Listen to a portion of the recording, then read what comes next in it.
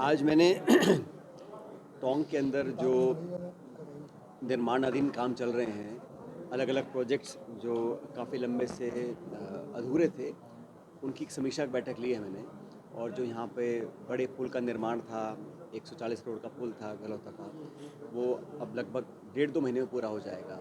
यहाँ पे एक running track, indoor stadium, nursing college, अस्पताल और ऐसे 7-8 बड़े बड़े प्रोजेक्ट्स थे जो हमने शुरू करवाए थे। तो उसका मैंने आज विवरण लिया है और अधिकारियों से कहा है कि अति शीघ्र काम जल्दी हो, ताकि जनता के लिए हम सारे निर्माण काम कराने के बाद उनकी सेवा में हाजिर कर सकें। बच्चों के खेलने के लिए एक बहुत अच्छा इंडोर स्टेडियम बनाया हम लोगों ने, उसका काम लगभग पूरा हो गया है।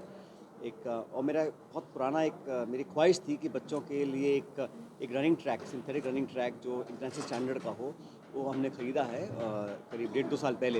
लेकिन उसमें अब धीरे धीरे काम पूरा हो रहा है। उसका सौंदर्यीकरण होना, जहाँ पे तालाब है उनकी सफाई करना, ड्रेनेज का, सूएज का, बिजली पानी, जो भी यहाँ के काम थे वो सारे पेंडिंग चल रहे थे। उसको मैंने कहा है गति दें उसको। और मैं उम्मीद करता हूँ कि प्रशासन, राज्य सरकार भी इन कामों को बजाय रोकने के उनको जल्दी ख़त्म करने का काम करें, क्योंकि लगभग 80-90% काम 6-8 महीने पहले पूरा हो गया था। लेकिन अब जो अधिकांश काम बचा है उसको जल्दी से सरकार पूरा करवाए, ये मैंने अभी अधिकारियों से उनको निर्देशित किया है। और उम्मीद करता हूँ अलग अलग विभाग जो सब भारत असम सरकार के हैं, वो इन सभी प्रोजेक्ट्स को जल्दी ख़त्म करें, ताकि जो पैसा हम लोगों ने निवेश किया है उसका लाभ जनता को मिल सके।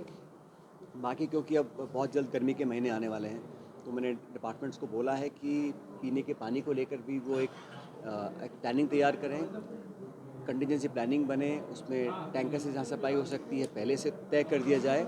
और पहले से हम पर्याप्त मात्रा में अपनी तैयारी करके रखें कि गर्मियों के महीने में हम कैसे उसको टैकल कर सकते हैं।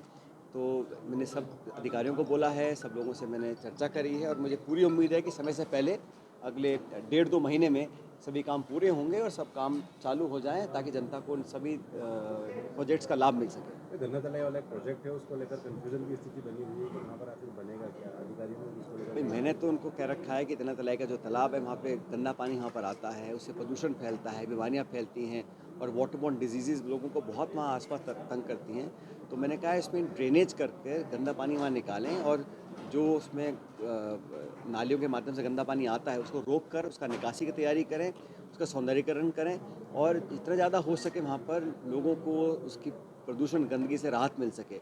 उसके लिए जो पैसा खर्च करना है उसका मैंने लगभग 2 करोड़ रुपया मैं अपने कोर्स से दे चुका हूँ। और भी कमी आएगी, मैंने कहा है डीपीआर बनाने के बाद उसको हम पूरा करेंगे। लेकिन लोगों को खेल के मैदान, एक पार्क यहाँ बन जाए अच्छा, जो मैंने लगभग 1.5-2 साल पहले पैसा उसका दिया था।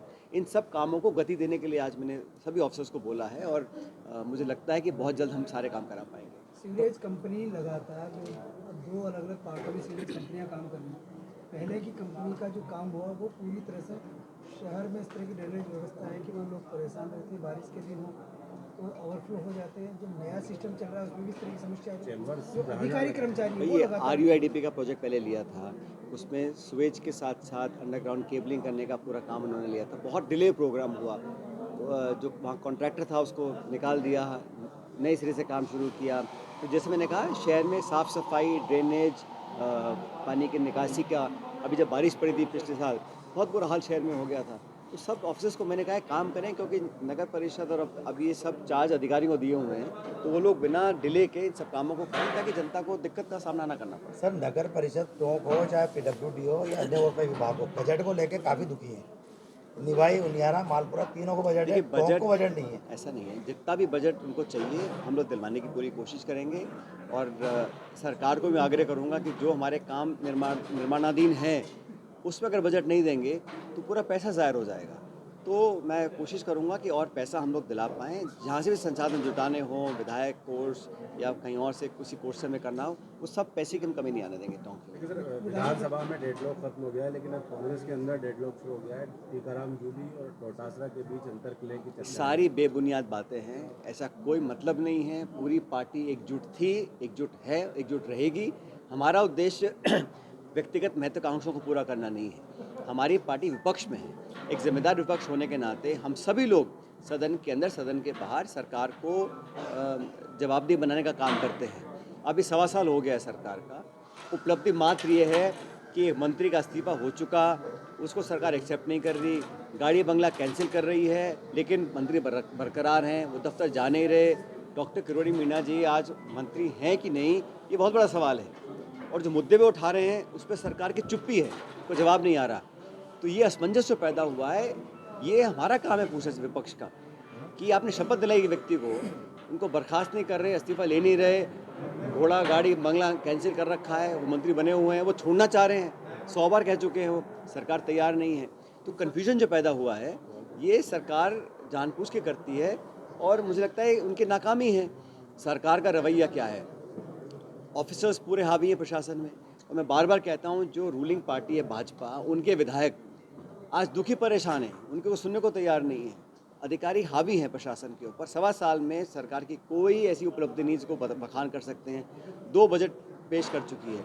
हमेशा सरकार 3 लाख नौकरी देंगे, 4 लाख रोजगार उत्पन्न कराएंगे, घोषणा हो रही हैं, भाषण हो रहे हैं, धरातल पर उतर नहीं रहा। लॉ एंड ऑर्डर को देख लीजिए आप, चाहे हमारा जिला हो चाहे प्रदेश का कोई कोना हो, महिलाओं के साथ उत्पीड़न हो रहा है, बलात्कार हो रहा है, शोषण हो रहा है, हत्याएं हो रही हैं और जिम्मेदारी लेने वाला कोई नहीं है। जोधपुर से लेकर अलवर तक हर जगह आप किसी ज़िले में देख लीजिए, वहाँ पर अपहरण, हत्या, लूटपाट, ये सारी इसको नियंत्रण करने के लिए एक स्ट्रॉन्ग लीडरशिप चाहिए प्रदेश के अंदर, जिसका अभाव है। आपस में इतने सत्ता के केंद्र बन चुके हैं, अलग अलग मंत्रालय अपनी अलग धुन बजा रहे हैं, और दिल्ली और जयपुर में मंत्री और मुख्यमंत्री, इनका जो समन्वय होना चाहिए एक इलेक्टेड गवर्नमेंट का, उसका अभाव है। उसका नुकसान जनता को झेलना पड़ रहा है।